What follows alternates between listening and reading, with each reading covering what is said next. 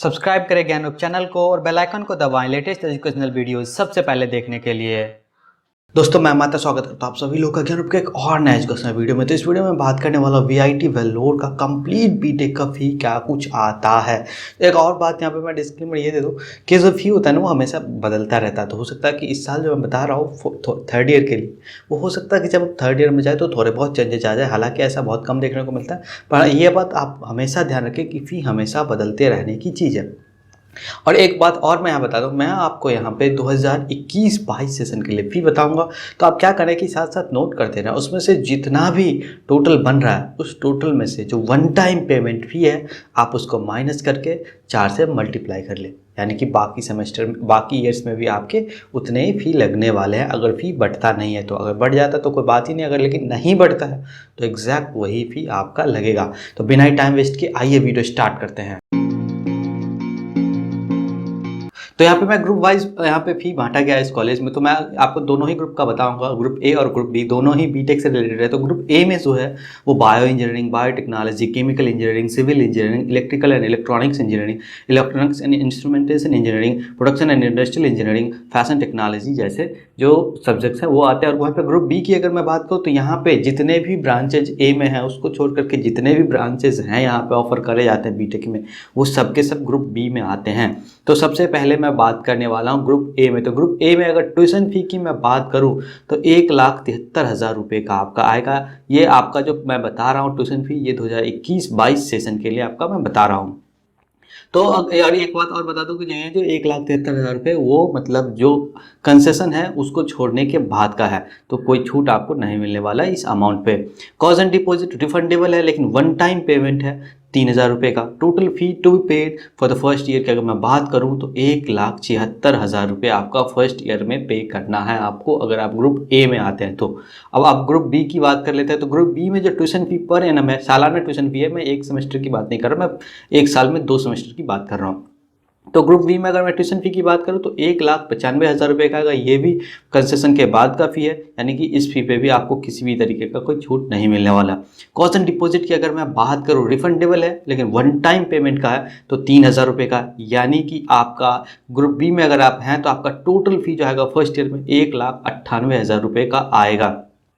तो ये तो था कि भैया एकेडमिक फ़ी क्या कुछ लग रहा है। अब बात कर लेते हैं कि हॉस्टल और मेस में क्या कुछ खर्चा आता है। हालांकि पहले मैं मेस का बताता नहीं था, लेकिन आप लोगों के बहुत ज़्यादा वो कमेंट आए कि भैया मेस का भी बता देते तो क्या हो जाता है। एग्जैक्टली यही कमेंट था। तो बात करते हैं कि जो मैं बात कर रहा हूँ ये वेल्लोर कैंपस के लिए मैं बात कर रहा हूँ। हॉस्टल और मेस भी बताऊंगा फर्स्ट ईयर स्टूडेंट के लिए, दोनों ही सेमेस्टर, चाहे तो फॉल सेमेस्टर हो या विंटर सेमेस्टर हो 2021-22 का। और ये जो मैं बताने जा रहा हूँ ये इंडियन कैटेगरी का मैं बता रहा हूँ। यहाँ पे फॉरेन कैटेगरी यानी कि जो एनआरआई है, जो विदेश से यहाँ पे पढ़ने आते हैं, उनके लिए अलग फ़ी है। ये जो मैं फ़ी जितना भी बता रहा हूँ सबके सब इंडियन कैटेगरी का फ़ी है। तो अगर मैं आपको बताऊं सिंगल बेड का, आप हॉस्टल फी की अगर मैं बात करूं एसी का अगर आप लेते हैं तो 1,14,748 रुपये का आएगा। अगर नन आप एसी लेते हैं तो आपका तकरीबन 75,000 रुपये का आएगा। कॉज एंड डिपॉजिट जो कि रिफंडेबल है वो अगर आप एसी का लेते हैं सिंगल बेड वाला तो आपको 15,000 रुपये लगेगा, नन एसी में भी 15,000 रुपये लगेगा। वहीं पर अगर मैं बात करूं टोटल अमाउंट की, अगर आप एसी का लेते हैं सिंगल बेड में तो आपको 1,29,748 रुपये का आएगा। वहीं पर अगर आप नन एसी लेते हैं तो आपका 90,000 रुपये का फी आने वाला है। अब बात कर लेते हैं डबल बेड वाले का क्या सिस्टम है। तो अगर मैं हॉस्टल फी की बात करूँ डबल बेड में एसी का तो आपको तकरीबन 88,000 रुपये का लगेगा। और वहीं पर अगर नन एसी की मैं बात करूँ तो आपको 60,148 रुपये लगेगा। कॉज एंड डिपॉजिट जो रिफंडेबल है 15,000 रुपये ही लगता है, चाहे मतलब सिंगल बेड हो या 6 बेड हो, हर जगह एसी हो नॉन एसी हो ये 15,000 रुपये ही लगता है। यानी कि अगर मैं बात करूँ टोटल अमाउंट का, अगर आप डबल बेड एसी का लेते हैं तो आपको तकरीबन 1,03,000 रुपये पड़ेगा। और वहीं पर अगर आप नॉन एसी लेते हैं तो अब डबल बेड में तो आपको तकरीबन 75,000 रुपये का खर्चा आएगा। अगर मैं बात करूं कि 3 बेड में क्या है एसी में फ़ी हॉस्टल का तो 80,648 रुपये का फ़ी आएगा। और नॉन एसी में जो आपको 54,000 रुपये का फ़ी आएगा। काउजन मनी जो कि रिफंडेबल है अगेन 15,000 रुपये ही है एसी नॉन एसी में। तो आपका टोटल अमाउंट जो है अगर आप 3 बेड वाला लेते हैं, अगर आपका एसी का कमरा है तो आपका जो खर्चा आएगा वो 96,000 रुपये आएगा। अगर नॉन एसी का है तो 69,000 रुपये का आएगा। अब बात कर लेते हैं 4 बेड का। तो अगर मैं बात करूं 4 बेडेड का तो एसी की अगर मैं बात करूं हॉस्टल फी तो आपको तकरीबन 77,500 रुपये का आएगा। और नॉन एसी का जो है आपको 48,500 रुपये का आएगा। अगेन कॉजन डिपॉजिट जो है वो रिफंडेबल है, लेकिन आपको 15,000 रुपये लगेगा। तो वही अगर मैं बात करूँ टोटल अमाउंट का, अगर आप 4 बेडेड लेते हैं तो आपका AC का कमरा है तो आपको 86,000 रुपये का खर्चा आएगा। अगर आपका नॉन AC का है तो आपको 64,000 रुपये का खर्चा आएगा, यानी कि 64,000 का आपका खर्चा आएगा। अब बात कर लेते हैं 6 बेडेड का। यहाँ पे सिंगल बेडेड से लेकर के 6 बेडेड तक के हॉस्टल का कमरे अवेलेबल है। तो अगर मैं बात करूँ हॉस्टल फी का तो आपको 64,000 रुपये AC का लगता है, और नॉन AC का अगर मैं बात करूँ तो आपको 45,000 रुपये का लगता है। अगेन कॉजन डिपॉजिट 15,000 रुपये का ही है दोनों में। यानी कि अगर आप 6 बेडेड लेते हैं तो अगर आप AC लेते हैं तो आपका जो टोटल अमाउंट है वो आपका 79,000 रुपये पड़ता है। वहीं पर अगर आप नॉन AC का लेते हैं तो आपका 60,000 रुपये का पड़ता है। ये तो था कि बॉयज़ के लिए क्या कुछ आता है, और अब बात कर लेते हैं कि गर्ल्स के लिए क्या क्या खर्चा आता है। तो अगर मैं बात करूँ हॉस्टल डिपॉजिट का तो ये यहाँ पे दो है, एक तो अपार्टमेंट टाइप है और दूसरा नॉन अपार्टमेंट टाइप है। और एक 3 बेडेड है, एक 4 बेडेड है अपार्टमेंट टाइप में, और नॉन अपार्टमेंट टाइप में 3 बेडेड, 4 बेडेड और 6 बेडेड है। तो पहले बात कर लेते हैं अपार्टमेंट टाइप में। अगर आप AC का लेते हैं 3 बेडेड में तो आपका जो हॉस्टल फी है वो 97,000 रुपये का आएगा। अगर आप AC का ही लेते हैं अपार्टमेंट टाइप में 4 बेडेड में तो आपका 90,000 रुपये का आएगा। वहीं पे कॉजन डिपॉजिट यहाँ पे भी हर एक जगह 15,000 रुपये का ही लगता है। यानी कि अगर आप अपार्टमेंट टाइप में 3 बेडेड लेते हैं तो आपका टोटल खर्चा जो है वो 1,11,748 रुपये का आएगा। और वहीं पे आप 4 बेडेड लेते हैं तो आपका खर्चा 1,05,000 रुपये का आएगा। अब बात कर लेते हैं नॉन अपार्टमेंट टाइप में। 3 बेडेड में अगर मैं बात करूँ AC में तो आपका 90,000 रुपये का खर्चा आएगा, और नॉन AC में जो है आपका 63,000 रुपये का खर्चा आएगा। कॉजन डिपॉजिट अगेन 15,000 रुपये का ही है। यानी कि टोटल की अगर मैं बात करूँ नॉन अपार्टमेंट टाइप में, अगर आप 3 बेडेड में AC का कमरा लेते हैं तो आपका जो टोटल खर्चा है वो 1,05,000 रुपये का आएगा। अगर आप नॉन AC का लेते हैं तो 78,000 रुपये का आपका खर्चा आएगा। अब बात कर लेते हैं नॉन अपार्टमेंट टाइप में ही 4 बेडेड में क्या कुछ खर्चा आता है। तो हॉस्टल फी की अगर मैं बात करूँ AC का तो 83,000 रुपये का, नॉन AC की अगर मैं बात करूँ तो 56,000 रुपये का है।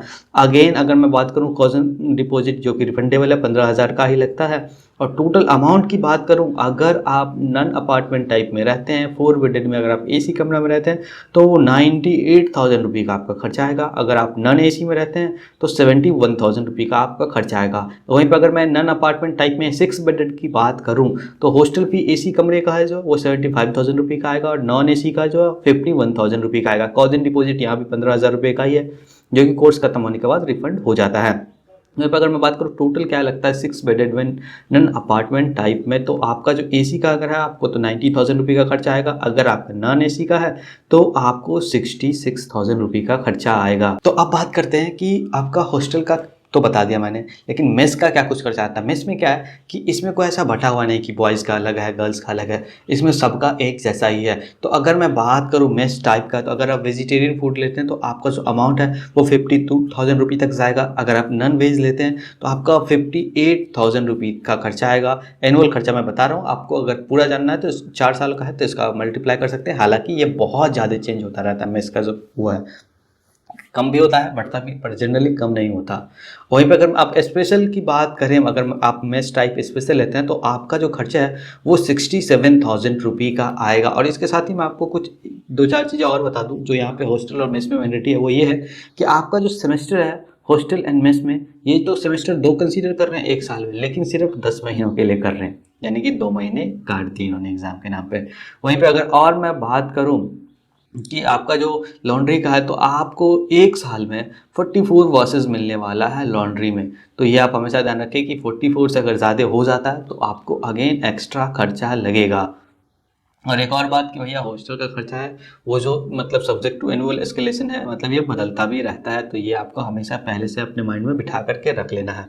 और एक और बात अगर मैं ये बताऊं कि मेस का जो है एक तो साल भर का तो है बताते हैं, लेकिन यहाँ पे फैसिलिटी ये है कि आप जो मंथली पे उसको कर सकते हैं। ये बहुत ही अच्छी बात है कि आप मेस का मंथली पे कर सकते हैं। हालांकि बहुत सारे कॉलेज में यही फैसिलिटी होता है कि मेस का मंथली होता है, लेकिन कुछ सो कॉल यूनिवर्सिटी है जो आपको पूरे ही टाइम का एक ही बार पैसा ले लेगी।